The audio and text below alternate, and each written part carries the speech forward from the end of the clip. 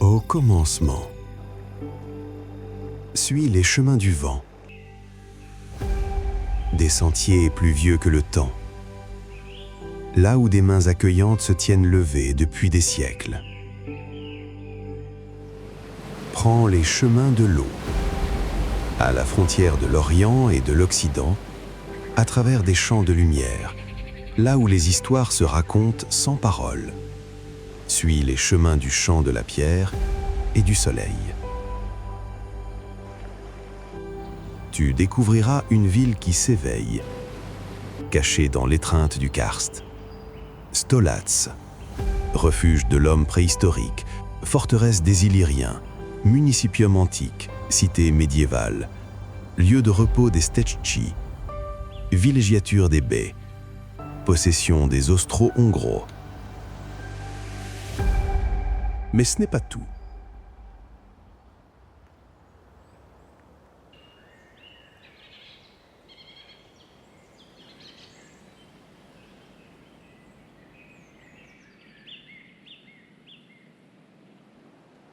La Bregava, veine de vie, fil bleu qui relie l'espace et le temps.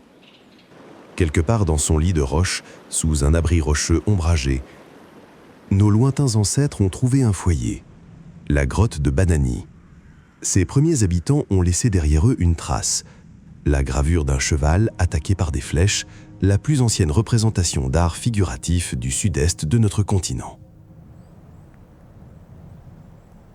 Ici, sur cette terre, la pierre ne signifie pas la désolation, mais la permanence. C'est sur elle que l'on bâtit, c'est en elle que l'on vit, des civilisations en sont nées.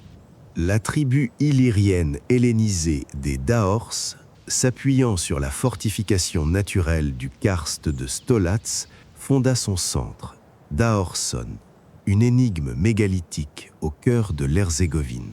Ils utilisaient la langue et l'alphabet grec et commerçaient avec le monde hellénique. Les découvertes archéologiques révèlent de nombreuses amphores, un relief illyrien et un casque en bronze.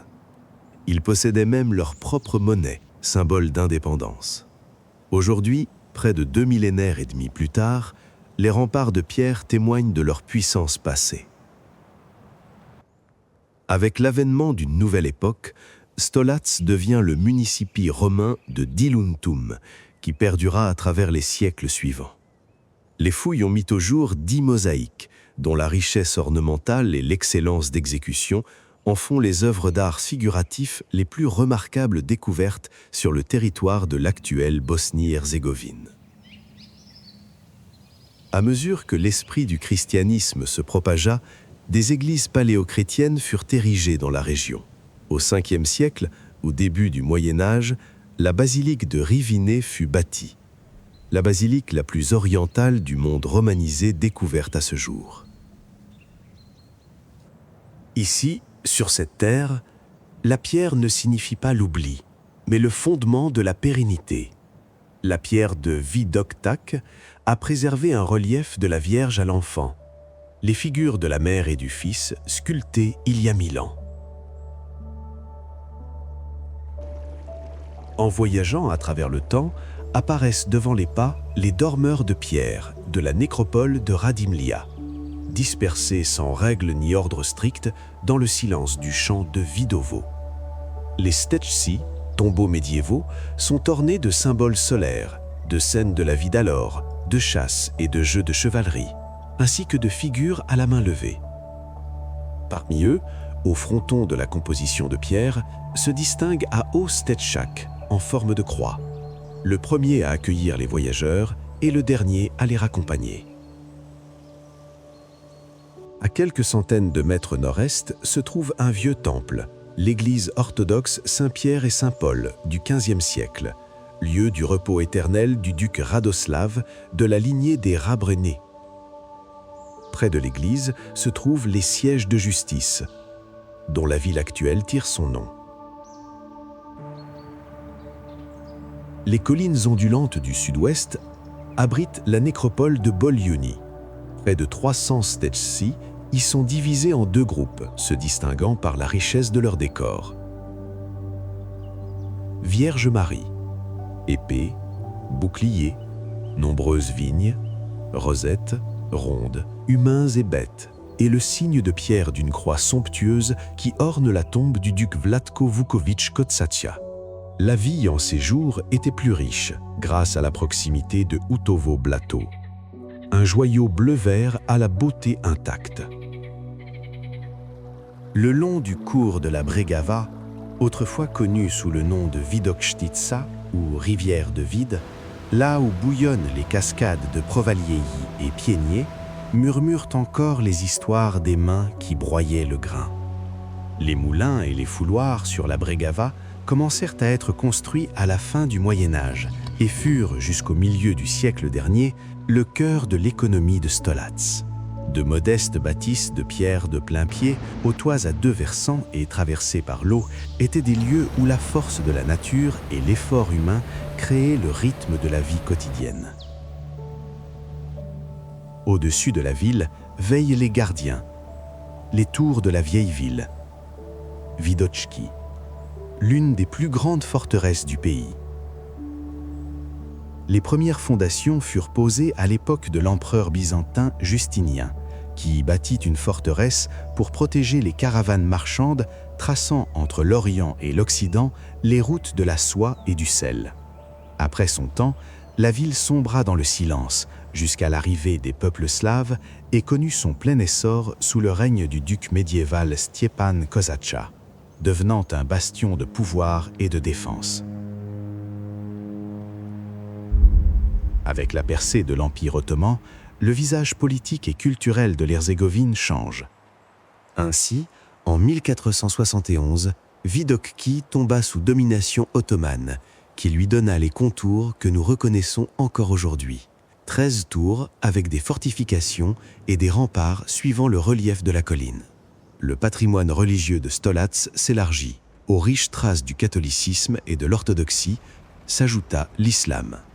Au centre de la vallée rivière, sous le règne du sultan Selim, connu pour la construction d'écoles et de lieux de culte, fut érigée la mosquée impériale, accompagnée d'un chadrvan à 8 fontaines. Au fil des siècles, d'autres mosquées et l'architecture orientale embellirent la ville. La famille bey Rizvan Begović, à l'écart de l'agitation urbaine, fit construire le complexe résidentiel de Begovina, qui, par sa beauté et son état de conservation, représente un rare trésor architectural.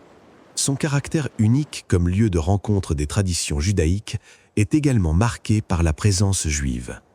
En signe de gratitude pour la libération des Juifs de Sarajevo dans la première moitié du XIXe siècle, le rabbin Moshe Danon fit le vœu d'un pèlerinage vers Jérusalem. La mort le surprit près de Stolac, où il fut enterré selon sa volonté. Sa tombe, façonnée à l'image des tables vétérotestamentaires des 10 commandements, devint un lieu de pèlerinage pour les Juifs de Bosnie-Herzégovine.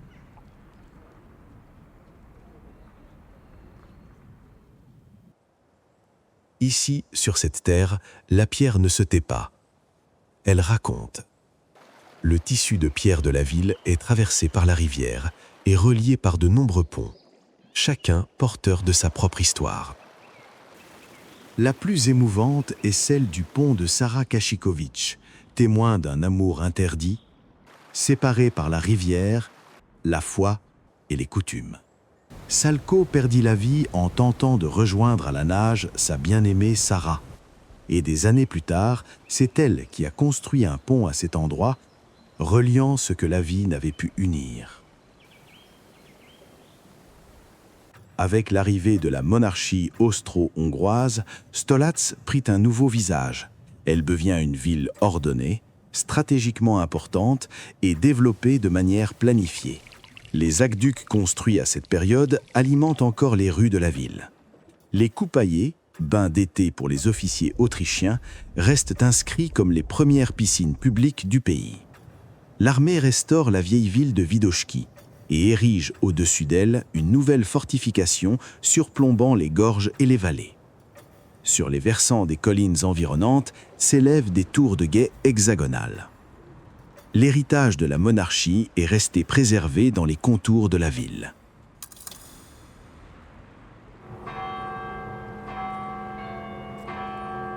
À la fin de l'époque ottomane, au début du XXe siècle, fut construite l'église paroissiale de Saint-Élie le prophète.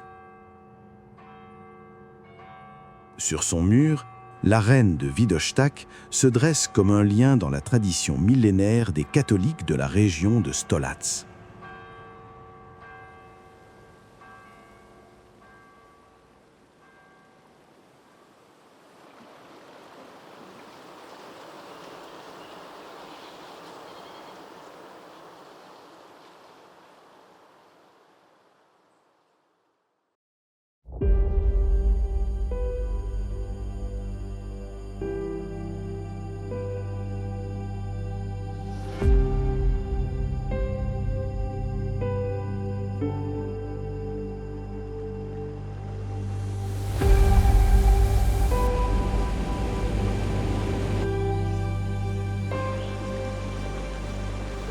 Stolac, foyer ancestral de l'art, rempart hellénistique, colonie romaine de mosaïque, centre médiéval, rêve des dormeurs de pierre, résidence capitana, empreinte d'un empire. Aujourd'hui, c'est un musée à ciel ouvert. Si ton cœur sait où chercher, prends les chemins du figuier et de la grenade, les sentiers sinueux de la vigne. Des traces plus anciennes que le temps, là où des mains qui saluent demeurent levées depuis des siècles.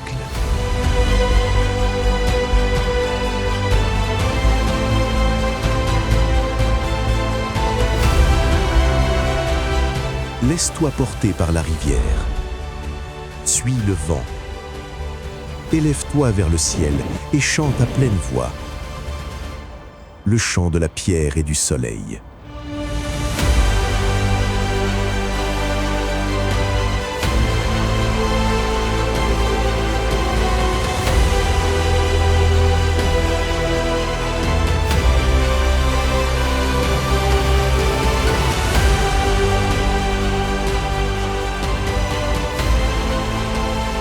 Là où la ville assoupie est cachée dans l'étreinte du karst, tu comprendras que les chemins de Stolac vers toi ne sont pas les mêmes que les chemins de toi vers Stolac. À la fin, tu trouveras la clé qui révèle le secret.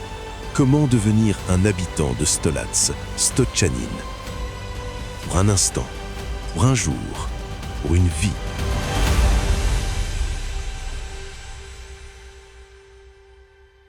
Mais ce n'est pas tout.